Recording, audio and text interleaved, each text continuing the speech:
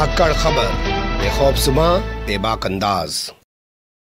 धाकड़ खबर में आपका स्वागत है। मैं आपके साथ हूं अकरम रईस खान। बार बार कहता हूं, आप लोग बोर भी हो सकते हैं कि धाकड़ खबर प्लेटफॉर्म तो भले ही छोटा हो लेकिन मुद्दे बहुत बड़े उठाने की हिम्मत रखता है। मैंने आपसे कहा था कि बिहार चुनाव कंप्लीट हो चुका है, अब आपको टीवी पे चारों तरफ कोरोना की रिपोर्टिंग का सिलसिला दिखाई देने लगेगा पहले की तरह।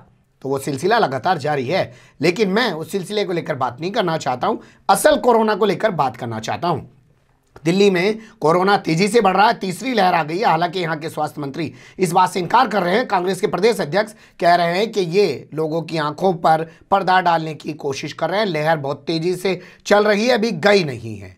लेकिन मैं ये भी बात नहीं करना चाहता, मैं कुछ और बात करना चाहता हूँ।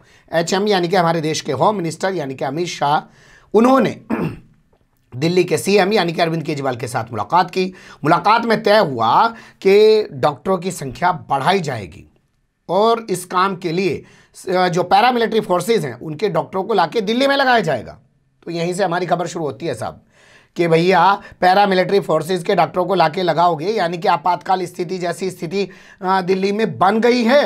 ये तो एक चीज़ स्पष्ट हो जा रही है। लेकिन इससे भी आगे जाकर सवाल खड़ा होता है कि जब पैरामिलिट्री की इतनी ज़रूरत है, उनके डॉक्टरों की इतनी ज़रूरत है और पैरामिलिट्री फोर्सेज लगाने की बात आ रही है दिल्ली में कि लोग मास्क नहीं लगा रहे हैं, मास्क का पालन कराने के लिए तमाम जगह पैरामिलिट्री फोर्सेज यानी कि सीआरपीएफ मान के चलिए लगाई जाएगी, तो भैया उनकी जो भर्ती पेंडिंग पड़ी है उसको क्यों नहीं कंप्लीट कर देते हो। तो इसी सवाल के आसपास अपनी बातचीत को रखने की कोशिश करेंगे। हमारे साथ जुड़ रहे हैं रणबीर सिंह जी, जो एक रिटायर्ड पैरामिलिट्री जवान हैं। जवानी कहा जाता है, वो चाहे बुजुर्ग भी हो जाए हमेशा जवान ही रहेंगे।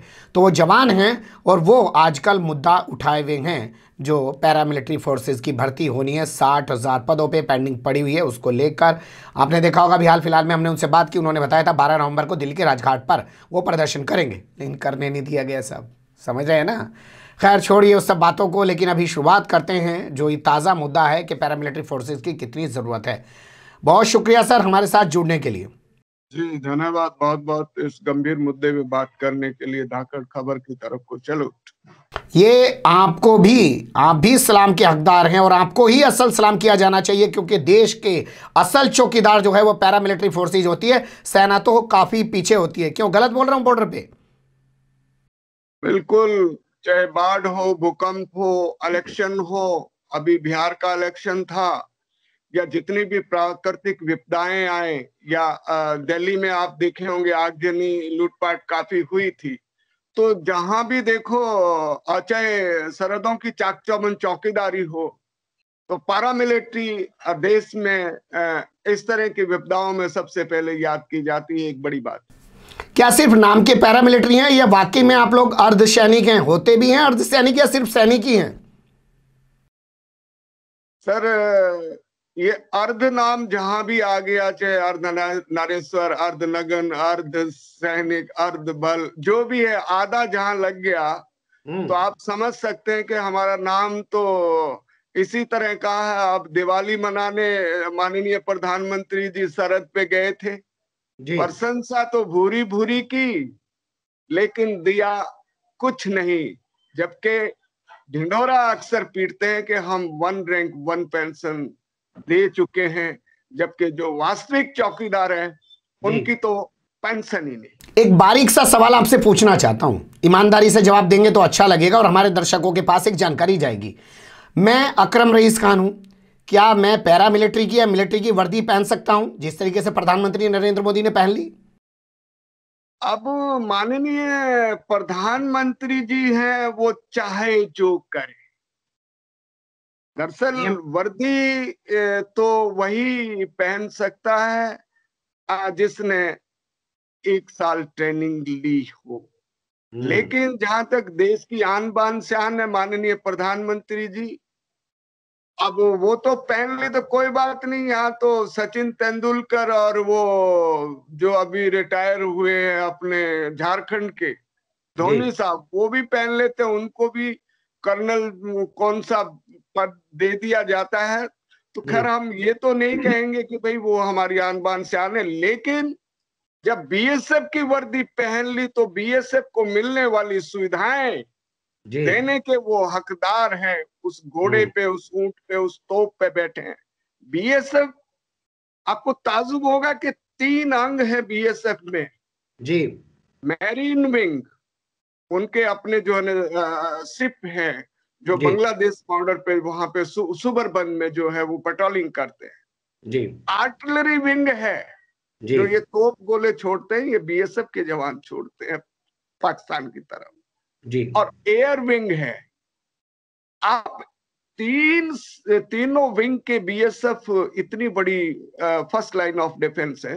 और माननीय प्रधानमंत्री जी वहां एक बार नहीं, पिछले बार गुरेज सेक्टर में भी गए थे जी। लेकिन सुविधाओं के नाम पे वो बिल्कुल एकदम शांत है। सुविधाओं के नाम पे मैं और बता दूं, जी। वोकल पे लोकल का जब माननीय प्रधानमंत्री जी ने आह्वान किया तो रो रहे हैं। अच्छा, वो तस्वीरें देख के आपको कैसा लगता है? आपको नहीं लगता कि कितना बेशरम बेहया हो चुका है मीडिया? जा जाके बस यही दिखाता रहता है कि देखिए बूढ़े माँ बाप कैसे रो रहे हैं, बच्चे कैसे रो रहे हैं, जवान शहीद हो गया।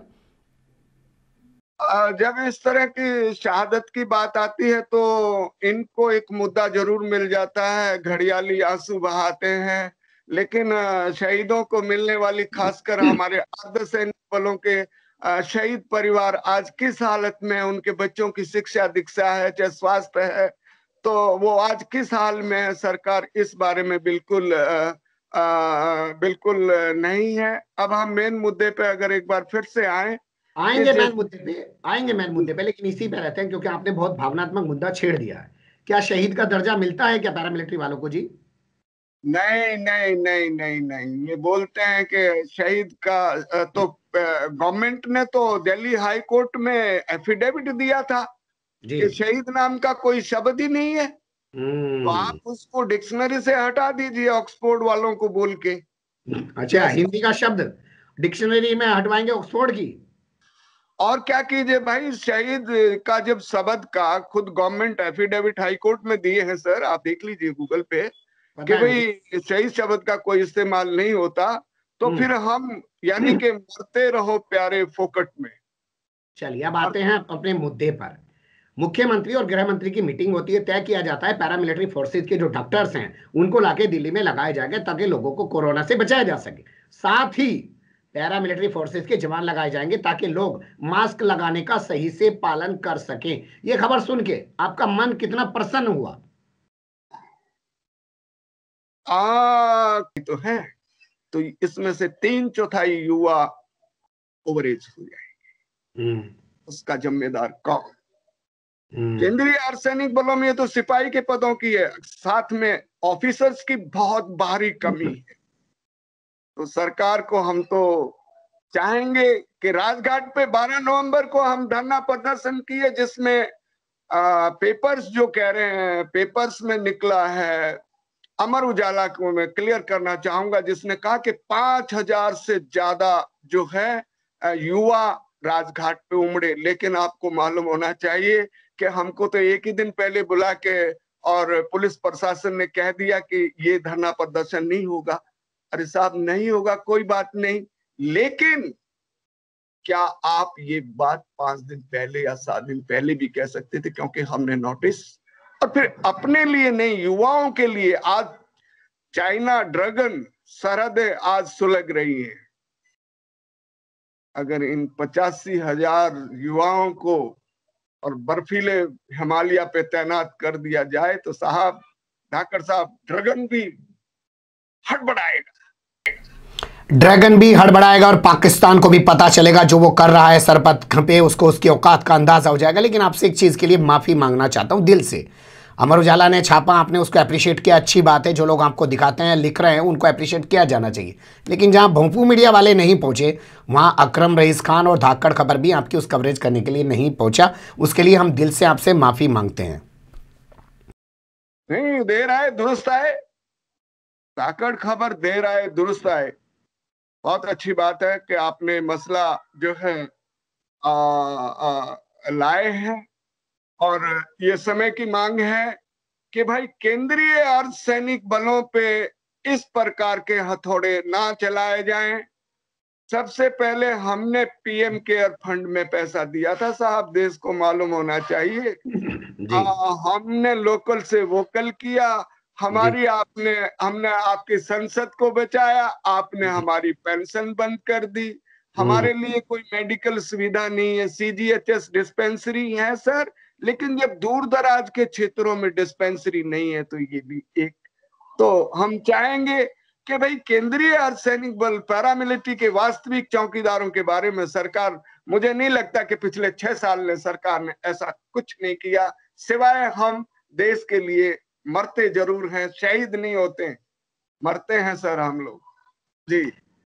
चलिए टेंशन मत लीजिए, क्योंकि सरकार चारों तरफ भाजपा की ही बनती जा रही है, चुनाव में वो जीत रही है, तो इससे साफ लग रहा है कि आप लोग जो बताने दिखाने की कोशिश कर रहे हैं कि सरकार कुछ नहीं कर रही, वो सब झूठ है, ड्रामा है, लोगों पे उस बात का कोई असर नहीं हो रहा है, ना लोग उसको मान रहे हैं। बिल्कुल, जहां तक अर्धसैनिकों की जो हकों की बात आती है, उनकी भलाई संबंधित मसलों की बात आती है, हमारे DG भी वही लगाए जाते हैं कि तू चल में आया, मस्ती के लिए आया और चले गए। किसी DG ने आज तक नहीं कहा कि भाई ये GST माफ होनी चाहिए, किसी ने नहीं कहा कि जवानों को पेंशन होनी चाहिए। आप वन रैंक वन पेंशन तो भूल जाइए, बेहतर शिक्षा की बात किसी ने नहीं की। अब स्टैचू बना दिए, कितने 5,000 3,500 करोड़ कितने का। अगर सरदार पटेल जो फाउंडिंग फादर थे CRPF के, देश के पहले गृह मंत्री, प्रधानमंत्री, अगर उनके नाम पे अगर 3200 स्कूल देश भर में सरदार पटेल के नाम पे ही बना देते तो पूरे देश में शिक्षा की एक नई बहार आती। और ये बात हमने माननीय गृह मंत्री जी को और नित्यानंद राय जी को और माननीय प्रधानमंत्री जी को मेमोरेंडम में कहा है कि आप सरदार पटेल की बात करते हैं तो बनाइए ना सरदार पटेल के नाम पे अर्धसैनिक बलों के लिए स्कूल। आप तो ट्विटर ट्रेंड भी कराते रहते हैं, कुछ होता है क्या उससे? हाँ, हमने जो है 2 बार ट्रेंड हुआ हमारा। आज पता नहीं किस सिरफिरे की नजर लग गई, आज भी हम ट्विटर पे हैं, अभी भी उसमें बहुत बड़ी भागीदारी हुई है। तो हम सोचते हैं कि भाई सड़क से प्रदर्शन कर लिया, बापू पीक की समाधि पे हमको नहीं आने दिया गया, लास्ट में आए, तो अब सिवाय ट्विटर बाबा की शरण में ही जाएं, शायद हो सकता है सरकार को सद्बुद्धि आ जाए। चलिए बहुत शुक्रिया, क्या पता ट्विटर बाबा के जरिए ही सरकार को सद्बुद्धि आ जाए, क्योंकि जमीन पे भी आ चुके हैं, सड़क पे भी आ चुके हैं और राष्ट्रपिता महात्मा गांधी की समाधि पे जाकर भी प्रोटेस्ट कर चुके हैं। लेकिन जो लोग चौकीदार बने फिर रहे थे चुनाव के दौरान, सोचिएगा आज वही चौकीदारों को नौकरी देने से बच रहे हैं। ये अलग बात है कि साहब उनका हुलिया भर के, गेटअप भर के फोटो सेशन जरूर कराया जा रहा है। बने रहेगा धाकड़ खबर के साथ, फिर ऐसे ही किसी सुलगते हुए उलझते मुद्दे लेकर मैं आपके सामने हूंगा हाजिर। फिलहाल अभी मुझे दें इजाजत।